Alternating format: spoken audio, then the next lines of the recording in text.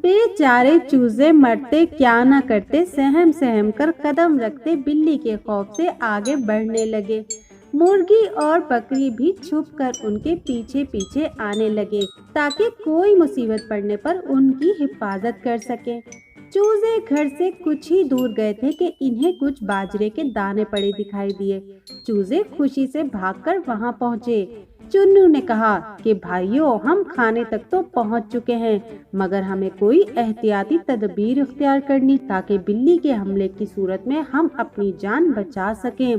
चुन्नू की बात सुनकर मुर्गी और बकरी भी मुस्कुरा दिए। बबलू, जो कि सबसे छोटा था, चुन्नू की बात सुनकर कहा कि मगर भाई, हम लोग अपनी हिफाजत कैसे करेंगे? तो चुन्नू ने कहा कि मेरे छोटे भाई, वो ऐसे कि हम तीनों में से पहले कोई एक खाना खाएगा, जबकि बाकी दो पहरा देंगे, और बिल्ली के हमले की सूरत में वो सामने जो मकान का टूटा हुआ और तंग हिस्सा नजर आ रहा है, हम उसमें छुप जाएंगे। उस मकान के दूसरी तरफ से निकलने का रास्ता है, वहाँ से हम आराम से अपने घर पहुँच जाएंगे। बबलू और मुन्नू ने बड़े भाई की बात सुनकर कहा कि हाँ, बिल्कुल ठीक है, और वो दोनों अपने भाई की जहानत देखकर बहुत खुश हुए। चूँकि बबलू सबसे छोटा था, लिहाजा पहले वो दाने चुगने लगा और दोनों भाई पहरा देने लगे। कुछ देर बाद बबलू पहरा देने लगा और मुन्नू दाने चुगने लगा।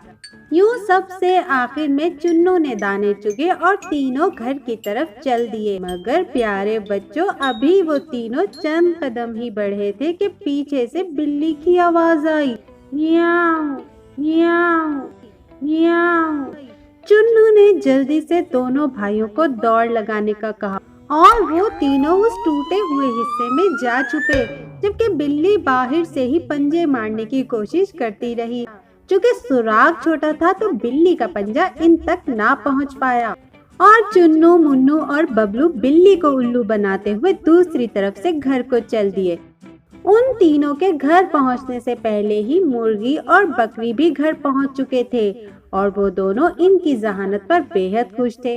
घर आकर चुन्नू, मुन्नू और बबलू ने खुशी खुशी अपना आज का कारनामा मुर्गी और बकरी को सुनाया तो वो दोनों भी हंस दिए। मुर्गी ने कहा कि बेटा, हम दोनों भी वहीं थे और हमने तुम लोगों को मुत्तहिद होकर जहानत से बिल्ली को उल्लू बनाते हुए और अपना खाना खुद हासिल करते हुए भी देख लिया था। मुर्गी ने कहा कि देखो मेरे प्यारे बच्चों, तुमने देखा जब तुम तीनों एक साथ अक्ल और जहानत से काम कर रहे थे तो तुमने खुद से कई गुना ताकतवर दुश्मन को भी बेवकूफ बना दिया और अपना मकसद भी हासिल कर लिया।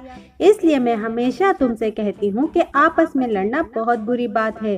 तुम तीनों को हमेशा एक साथ मुत्तहिद होकर और प्यार और मोहब्बत से रहना चाहिए। मुर्गी की बात सुनकर उन तीनों ने फैसला किया कि आज से वो एक दूसरे के साथ कभी भी लड़ाई नहीं करेंगे। तो देखा प्यारे बच्चों आप लोगों ने कि मुत्तहिद होकर रहने में कितना फायदा होता है। अगर हम मुत्तहिद हों तो हम अपने से कई गुना ताकतवर दुश्मन को भी हरा सकते हैं। तो प्यारे बच्चों, कैसी लगी आपको चुन्नू, मुन्नू और बबलू की ये कहानी? मुझे उम्मीद है कि आपको ये कहानी बहुत पसंद आई होगी।